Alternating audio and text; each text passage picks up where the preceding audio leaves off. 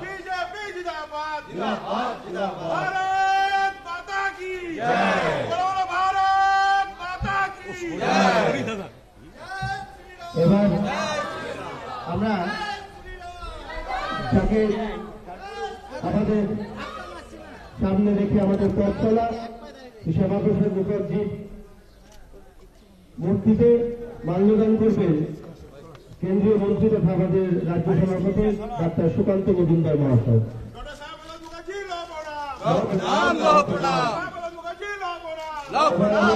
আমাদের সংগঠন মন্ত্রী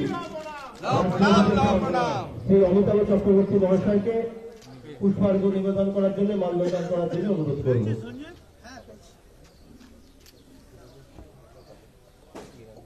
আমি এবার শ্রী প্রতাপ ব্যানার্জি মহাশয়কে অনুরোধ করব পুষ্পার্ঘ্য দেওয়ার জন্য। শ্রী তাপস রায় মহাশয়কে অনুরোধ করব পুষ্পার্ঘ্য দেওয়ার জন্য। তার সঙ্গে শ্রী মীনা দেবী পুরোহিত দিদি তাকে অনুরোধ করব, স্বজনদা তাকে অনুরোধ করব, ফাল্গুনিদি, প্রণয়দা, সৌরভদা থেকে শুরু করে সোমনাথদা, সকলে আপনাদের অনুরোধ করব আপনারা যাতে একটুখানি পুষ্পার্ঘ্য নিবেদন করেন।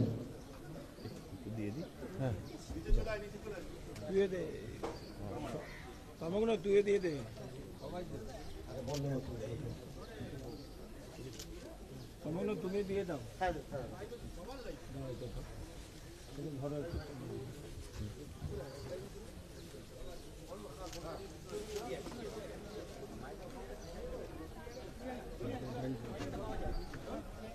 খবর পৌরবিতা দিদি আসুন, দিদি মঞ্চে চলে আসুন। আমরা বন্দে মাতরম সঙ্গীতের মাধ্যমে আমাদের আজকের অনুষ্ঠান আমরা শুরু করব। দিদি সমবেত হবে, সবাই একসাথেই করব। দিদি করবে, সবাই একসাথে।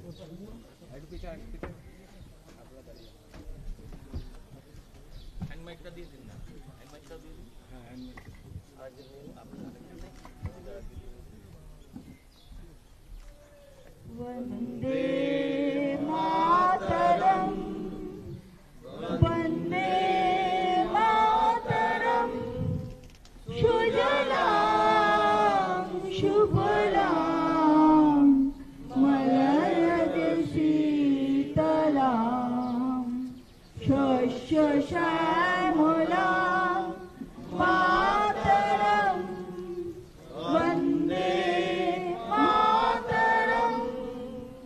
शुभ्रो ज्योत्स्ना पुलकितयामिनी फुल्लकुसुमिता ध्रुवदलशोभिनी सुहासिनी सुमधुरभाषिणी सुखदां वरदां मातरं वन्दे वंदे मातरम वंदे मातरम। भारत माता के भारत माता के। এবার আমাদের মধ্যে দক্ষিণ কলকাতা সভাপতি অনুপম দাও এসেছেন, তাকে পুষ্পার্ঘ্য নিবেদন করার জন্য অনুরোধ করব। এবার আপনাদের সামনে বক্তব্য রাখবেন আমাদের রাজ্য বিজেপি সভাপতি তথা কেন্দ্রীয় মন্ত্রী ডাক্তার সুকান্ত মজুমদার মহাশয়।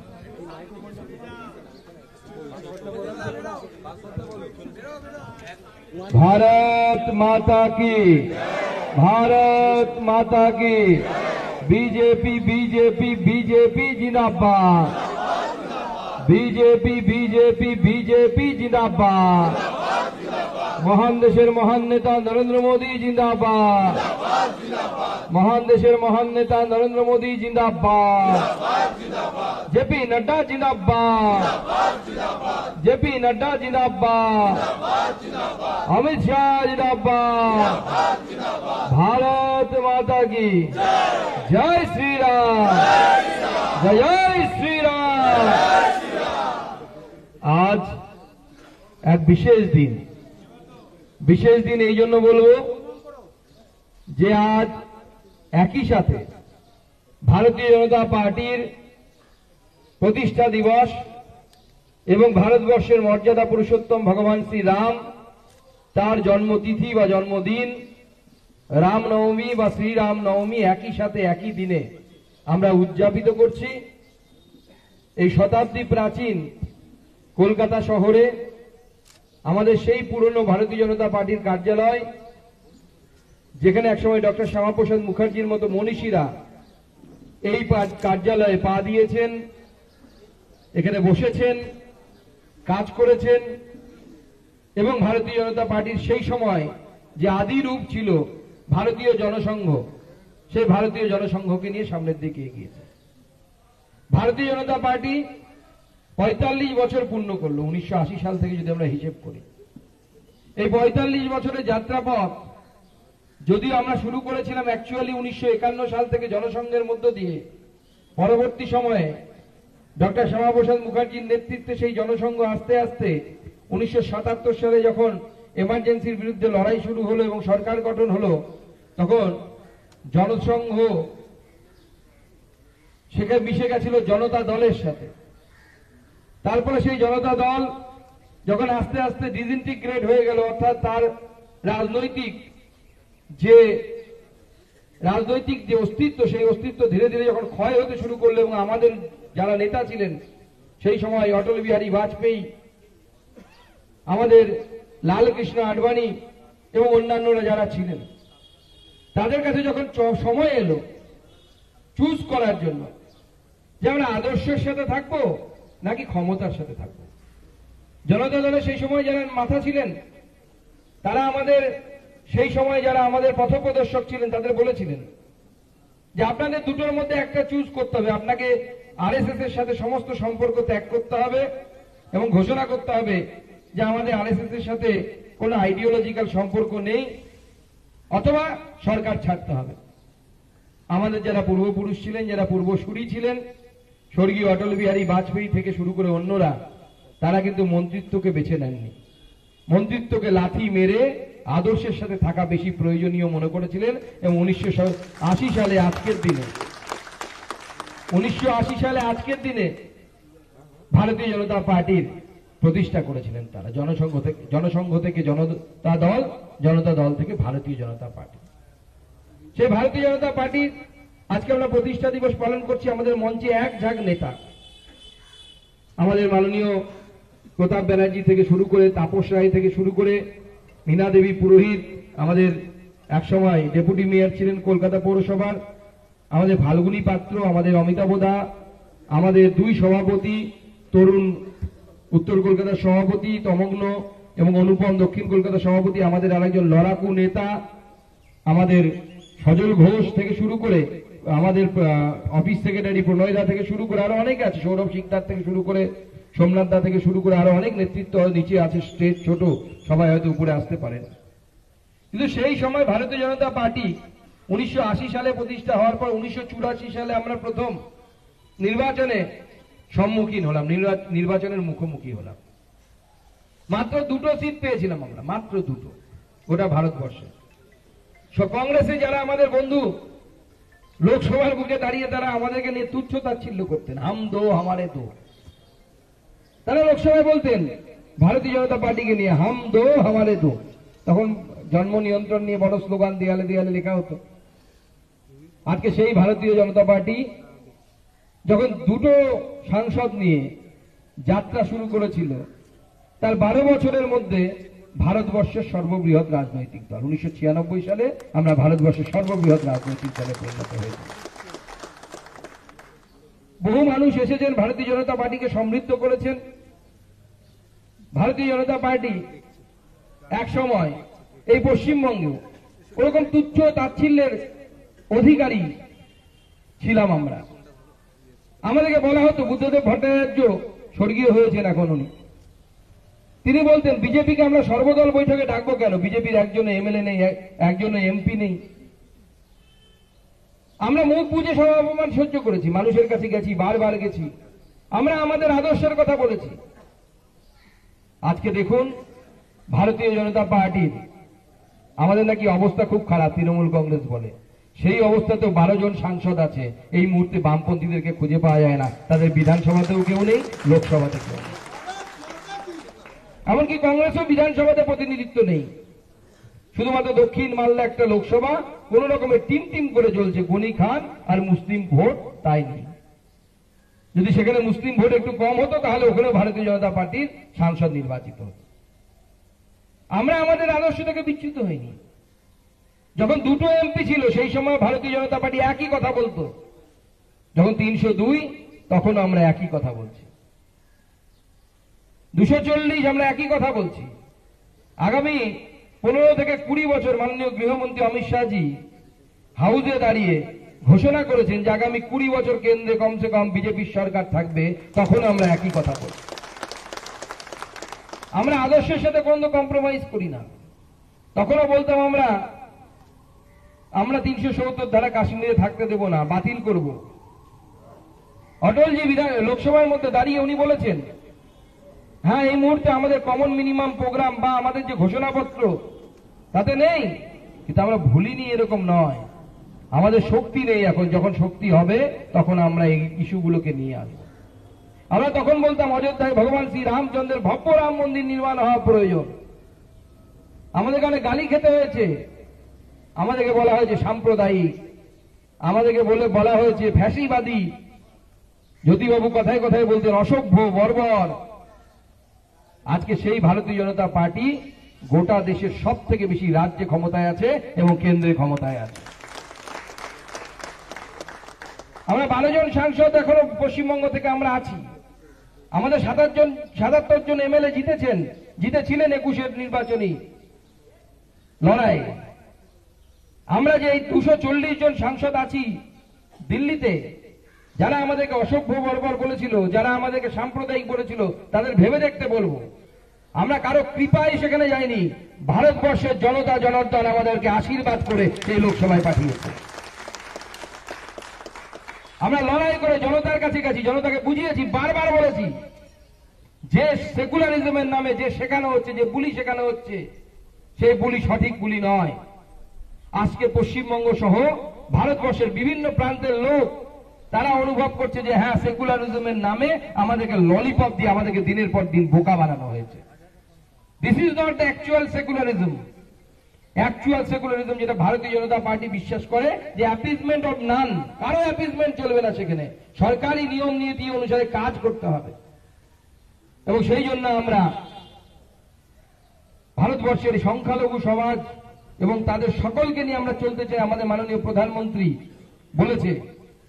বলেছেন সবার সাথ, সবার বিকাশ, সবার বিশ্বাস এবং সবার প্রয়াস তার সাথে। কিন্তু এই যে ভারতবর্ষের যে চিন্তন, সেই এতদিন ধরে সেকুলারিজমের চিন্তন, তাতে বলে দেওয়া হয়েছে যে মাইনরিটি মানে শুধু একটি সম্প্রদায় না। আজকে আমি এই মঞ্চ থেকে সেই বিতর্কের শুরু করতে চাই। ভারতবর্ষে বিতর্ক হওয়া উচিত, যাদের ভারতবর্ষের সংখ্যা 20 কোটির বেশি, তারা কোন যুক্তিতে মাইনরিটি হতে পারে? তারা সেকেন্ড লার্জেস্ট মেজরিটি। পশ্চিমবঙ্গে 30%, কেউ 30%-এর বেশি, 30% আর নেই। 11 সালের সেন্সাস অনুসারে 30% ছিল, 33%, 35% পরিণত হয়েছে।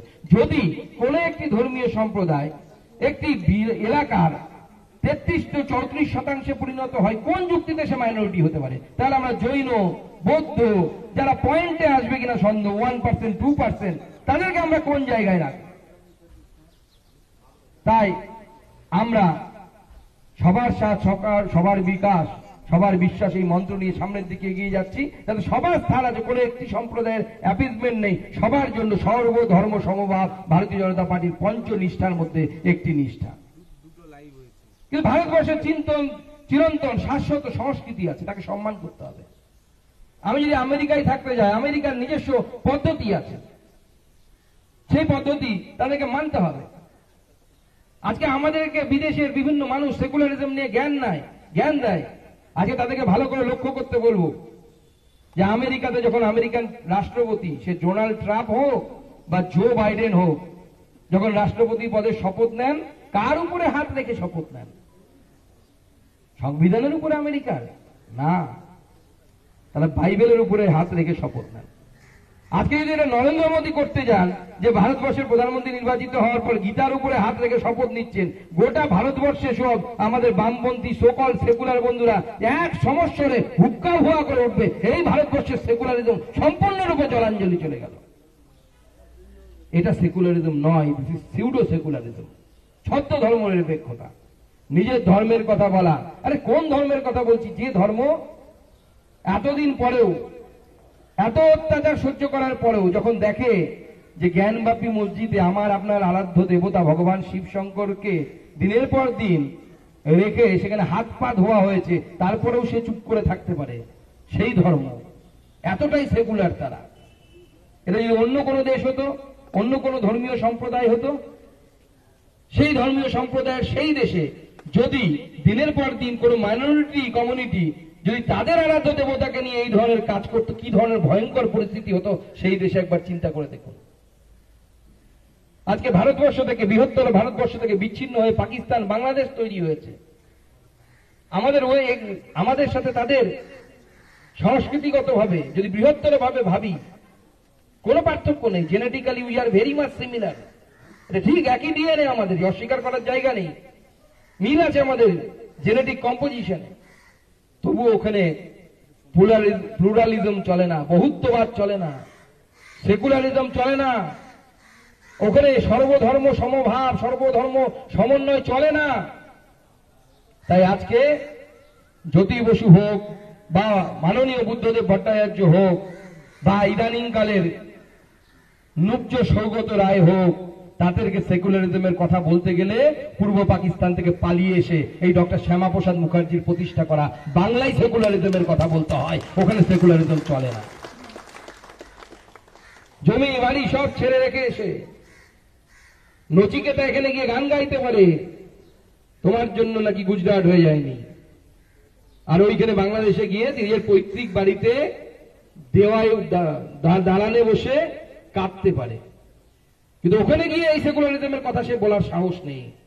সিপিএম এক সময় যখন সিপিএম মধ্য গগনে বাংলাদেশে তাদের হোল টাইমার করে বাংলাদেশের কমিউনিস্ট পার্টিকে শক্তিশালী করার জন্য আমাদের বিধানসভার প্রাক্তন স্পিকার হাসিম আব্দুল হালিম সাহেবকে পাঠিয়েছিলেন।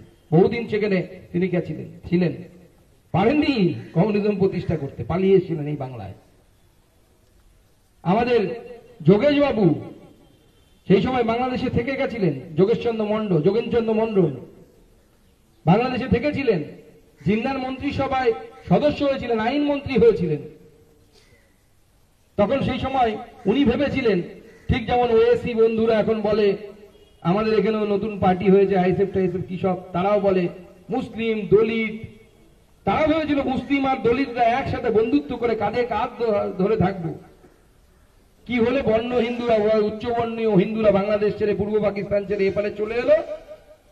একদিনে ভোলা দ্বীপ বলে একটি দ্বীপ আছে বাংলাদেশে, কয়েক হাজার তপশিলি নারীরা একদিনে ধর্ষিতা হয়েছে। যোগেন বাবু পালিয়ে এসেছিলেন মন্ত্রিত্ব ছেড়ে, বাঙালিকে শিখতে দেওয়া হয়নি। যোগেন বাবুর যে রেজিগনেশন লেটার যিনি লিখেছিলেন জিন্নাকে, ওই চিঠিটা স্কুলে স্কুলে পড়ানো দরকার, বাচ্চাদেরকে পড়ানো দরকার। কি লিখেছিলেন যোগেন বাবু তার মধ্যে? পুরো ইতিহাস থেকে হাওয়া, অদ্ভুত ইতিহাস আমাদের।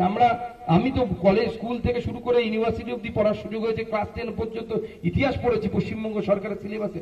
যোগেন মন্ডলের নামই জানতাম না আমি। পরে যখন বড় হলাম, যখন অন্য অন্য বই পড়তে শুরু করলাম, ইতিহাস পুরো ঢেকে দেওয়া হয়েছে, বাঙালিকে তার ইতিহাস জানতে দেওয়া হয়নি। ডক্টর শ্যামাপ্রসাদ মুখার্জিকে আমরা মাল্যদান করলাম, এই লোকটা না থাকলে আজকে মমতা বন্দ্যোপাধ্যায় বা আমি হোক বা এখানে এরা আমাদের যারা নেতৃত্ব আছে, তারা হয়তো পূর্ব পাকিস্তানে মারকে পিঠ বাঁচাতে বাঁচাতে উদ্বাস্তু হয়ে এখন কোথাও মোগল সরায় বা কোথাও হয়তো বস্তিতে গিয়ে স্থান নিয়ে থাকতাম, আমি বা মমতা বন্দ্যোপাধ্যায় যেই হোক। বাঙালিকে জানতেই দেওয়া হয়নি যে ডক্টর শ্যামাপ্রসাদ মুখার্জির কি রোল ছিল, কেন পশ্চিমবঙ্গ প্রতিষ্ঠা হলো।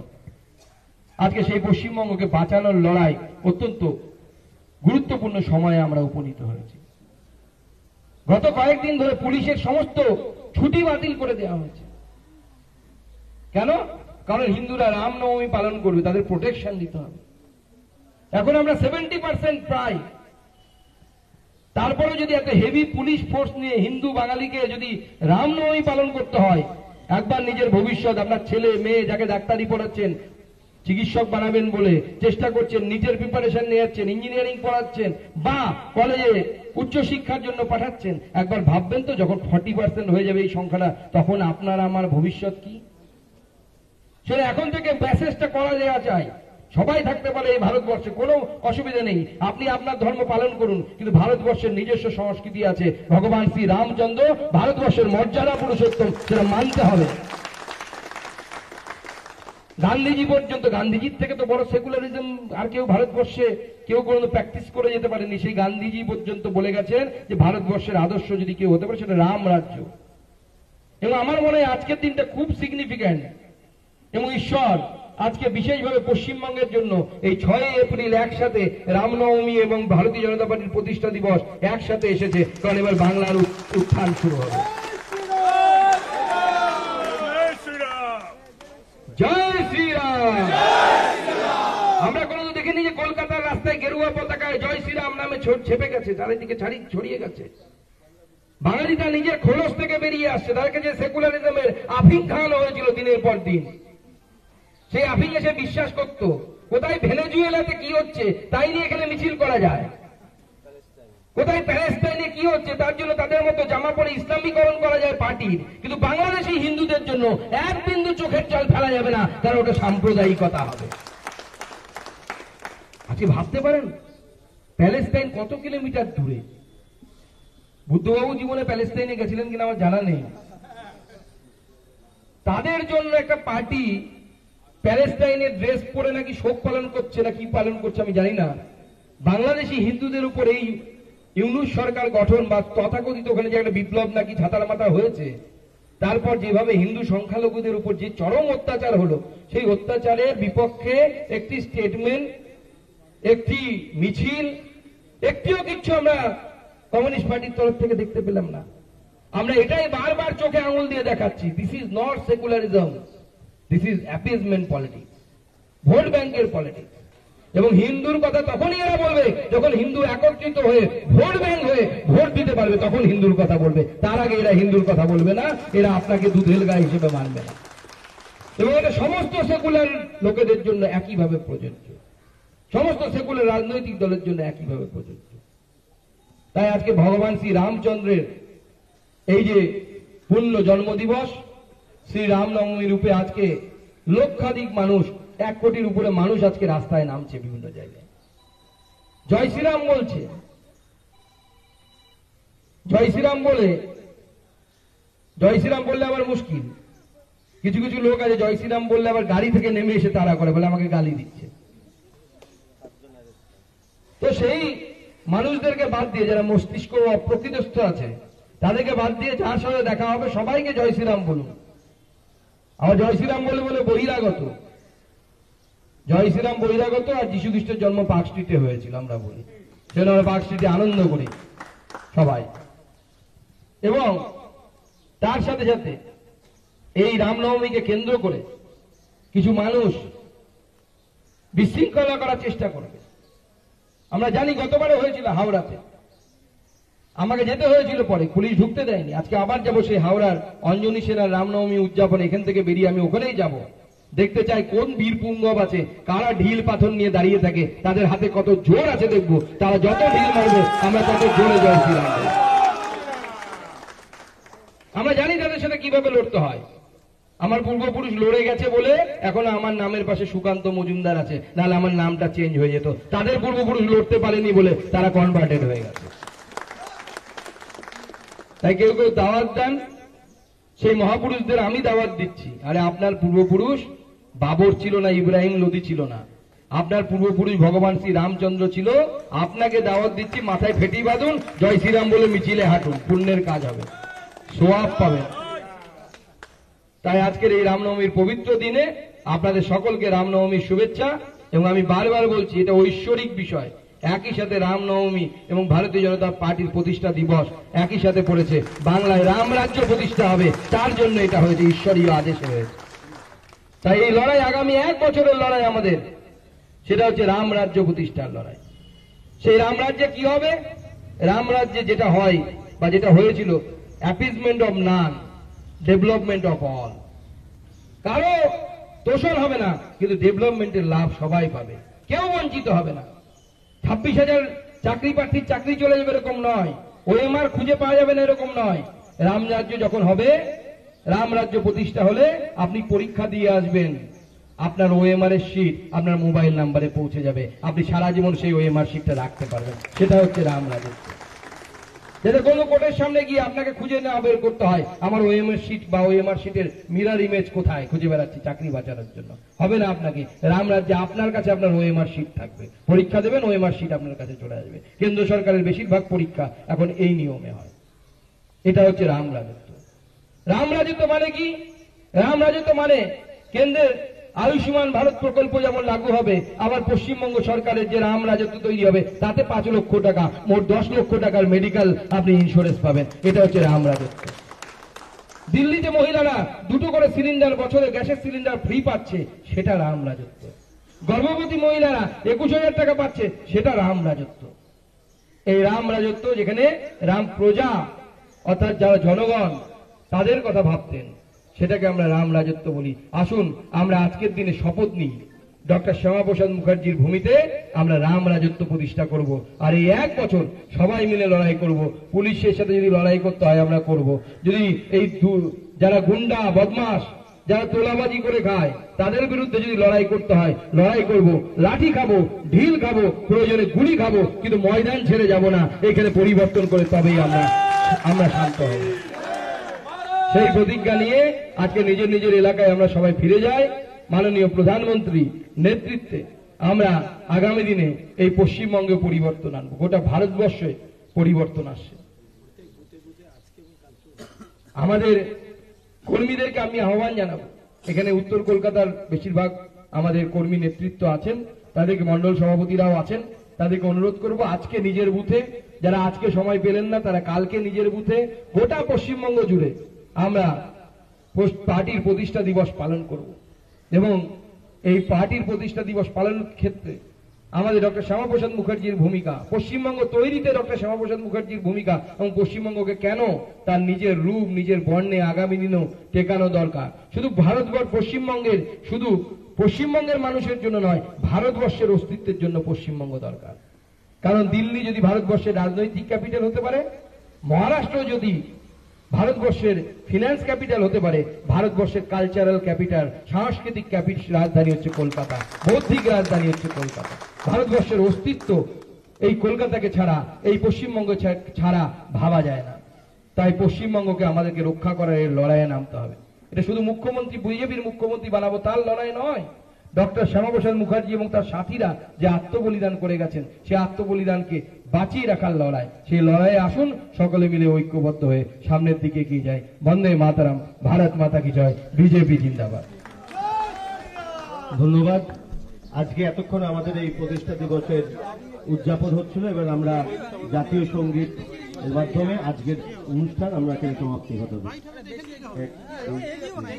জনগণ মন অধিনায়ক জয় হে, ভারত ভাগ্য বিধাতা, পাঞ্জাব সিন্ধু গুজরাট মারাঠা, দ্রাবিড় উৎকল বঙ্গ, বিন্ধ্য হিমাচল যমুনার গঙ্গা, উচ্ছল জলধিত রঙ্গ, তব শুভ নামে জাগে, তব শুভ আশিস মাগে, গাহে তব জয় গাথা, জনগণ মঙ্গল দায়ক জয় হে, ভারত ভাগ্য বিধাতা, জয় হে, জয় হে, জয় হে, জয় জয় জয় জয় হে। भारत माता की भारत माता की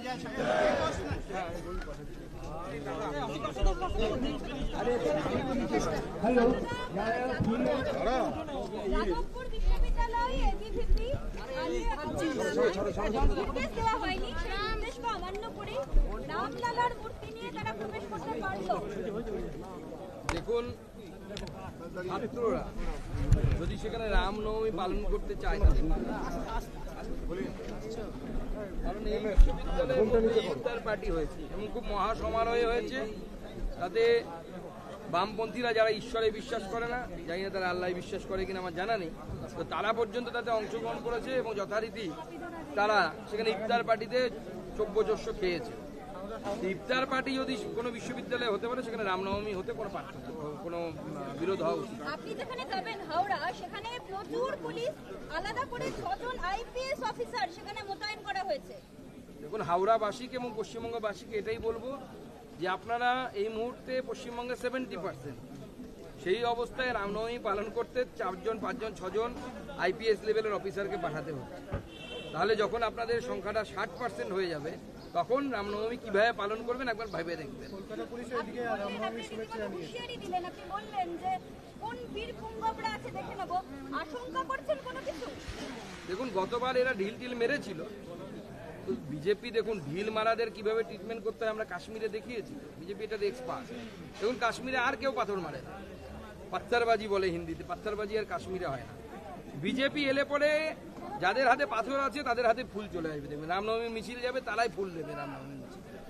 সুকান্ত, দেখা যাচ্ছে যে অনেক জায়গায় রামনবমীর মিছিল যেখানে জেলায় জেলায় শুরু হচ্ছে, পুলিশের বিভিন্নভাবে বাধা প্রোটোকল দেখানো হচ্ছে, বলছে মাইক বাজানো যাবে না, ডিজে মাইক খুলে মিছিল করতে হবে, আরো বিভিন্ন ধরনের।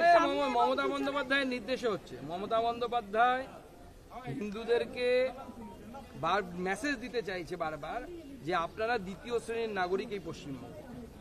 কারণ রেড রোডের মিছিল থেকে, মানে নামাজের স্থান থেকে, যেখানে রাজনীতি হওয়া উচিত না, ধর্মীয় জায়গা, সেখানে দাঁড়িয়ে উনি বলেছেন সরকার আপনাদের সাথে আছে।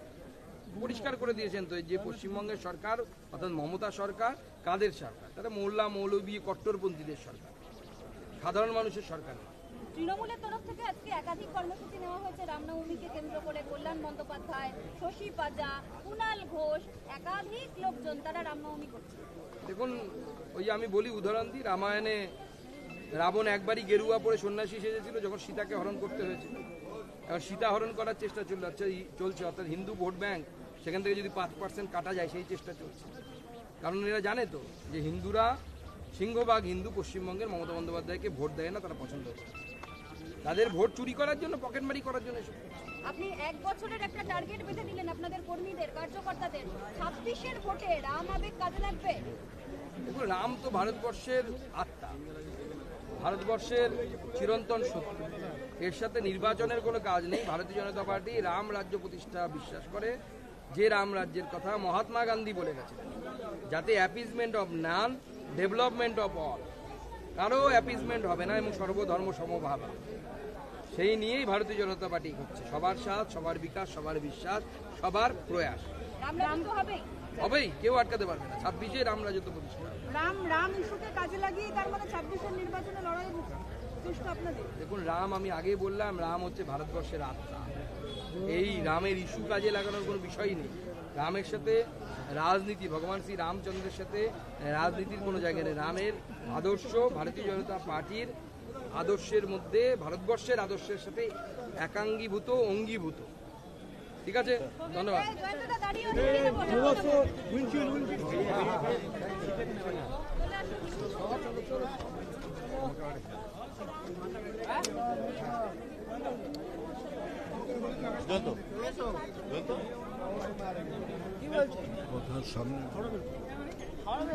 এই হাওড়া বেরোতে হবে, দাদা বলে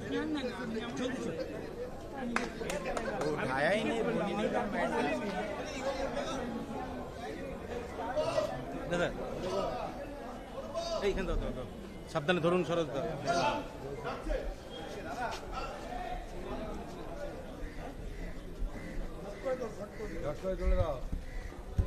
হ্যালো, কাট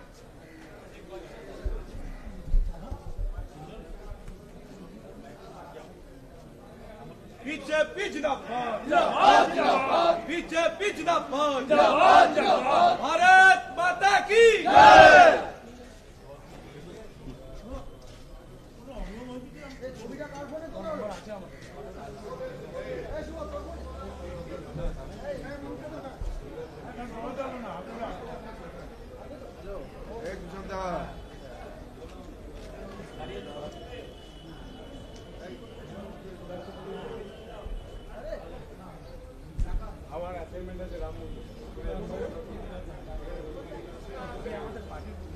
আরে মন্ত্রী কোথায় গেল? চলে গেছে বিটি রোড কি বলছে বললো তো আমার সাথে যাবে, আমি বিটিউর যাবো না। না রামনাথ কবিদের প্রোগ্রাম আছে দেখুন রোডে দাঁড়াও না তো ব্যাগটা তো আনবি সেটা আনবি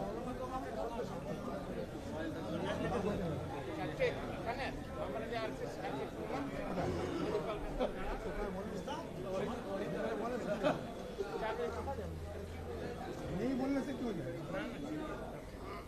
4 बजे अपना कोथा नमस्कार